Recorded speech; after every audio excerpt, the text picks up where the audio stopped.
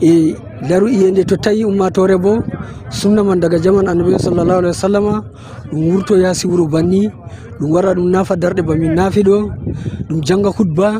e nden bo ɗum waɗa do ɗum toro iyende e amma ɗo do ummatore ɓe tuuba ɓe gartana Allah nagam nafi ɗo heyi ɓe tuuba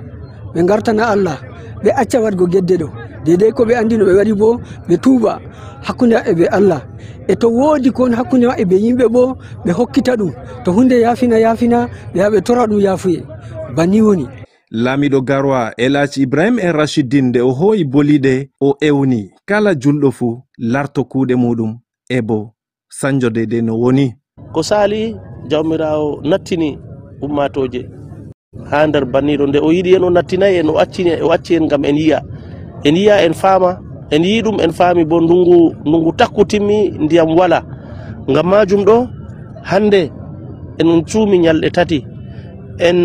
en do'i ha sujideje meɗen en gari en naafi hande wala ko en torata allahu subhanahu wa taala o jabanayi en oɗo jabana en no en yiɗi no o yiɗi nde o yiɗi bo hande ko larani ndongu bo ɓe acca jogugo ndonguji ɓe sendita ndonguji ɗo majum ɗo ɓe wurtidira be maka hande homosexuel luuɗu hande njeenu ɗum pat ɗum bangi ɗum giini ɗum bo ha leddi meɗen ɗo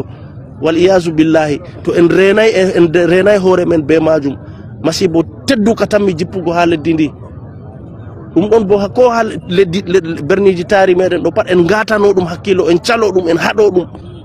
en ayna ɓiɓɓeji men worɓe e gatano ɗum hakkilo en calo ɗum en haɗo ɗum en ayna ɓiɓɓeji men worɓe e rooɓe en ayna be moy ɓe tokkidirta